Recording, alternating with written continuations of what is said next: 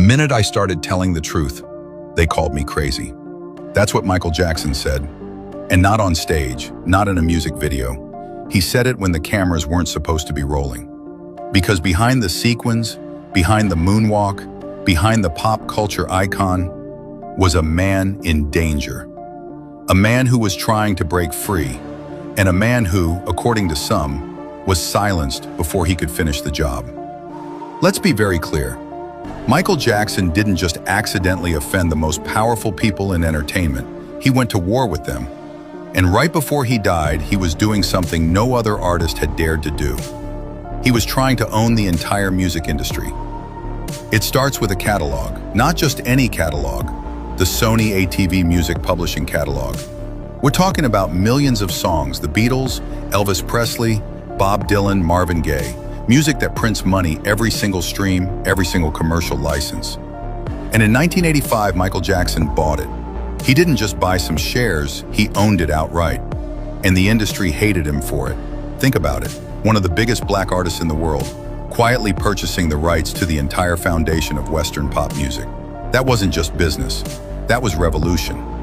Even Paul McCartney warned him not to do it, not because it was a bad deal, because he knew what kind of enemies it would make.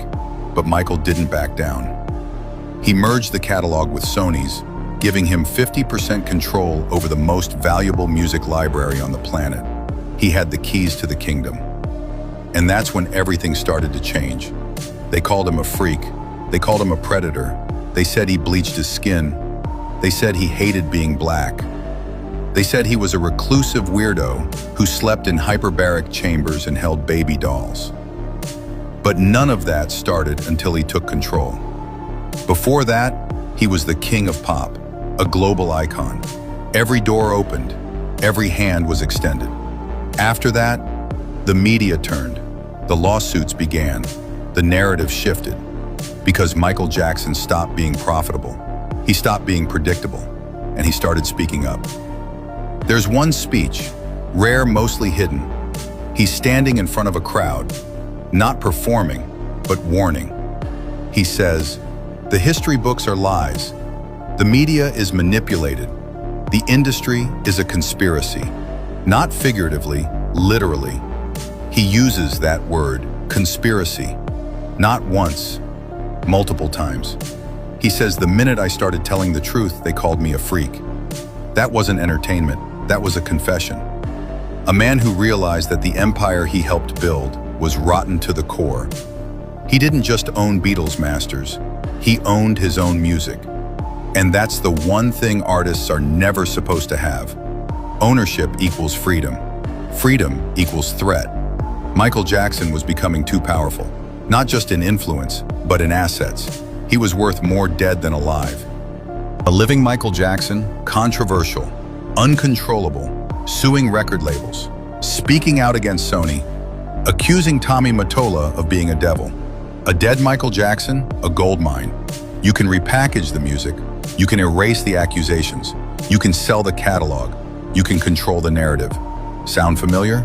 The same playbook they ran on Prince, on Whitney, on Sam Cooke, on Tupac, on XXXTentacion. Own the art, control the story, milk the legend. They tell you it's overdose, heart failure. But behind the curtain, there's always a pattern.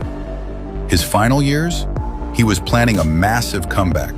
50 sold-out shows in London, a global reintroduction, a direct threat to the system that buried him. But weeks before opening night, he died, mysteriously. Alone in a mansion, surrounded by handlers with prescription drugs in his system. His doctor, Conrad Murray, is blamed. But ask anyone who's looked into it, they'll tell you, Murray was a pawn, a fall guy. Michael was being watched, medicated. He had lost weight. He had trouble sleeping. He told friends, "They're trying to kill me." He wasn't talking about strangers. He was talking about them. The same they that own the labels, own the media, own the catalogs, own the legacies. After his death, Sony acquired full control of the catalog he once owned. They paid billions. Now they profit off every stream, every remix, every posthumous release. And the man who fought for that ownership, gone, silenced. They said it was an accident, but the timing, the context, the buildup, it all points to something deeper. Michael Jackson was a glitch in the matrix, a man who went from puppet to threat, from superstar to target. And in the end, he tried to tell us. But most people weren't listening. We were too distracted by the headlines, too entertained by the circus, too caught up in scandals to see the setup. He told us who the real enemy was.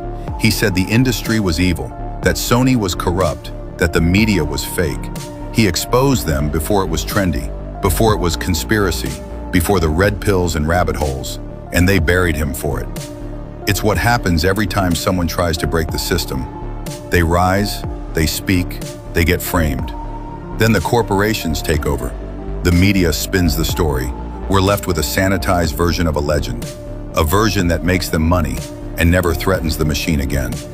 So the question isn't what happened to Michael Jackson. The real question is, who benefited when he died?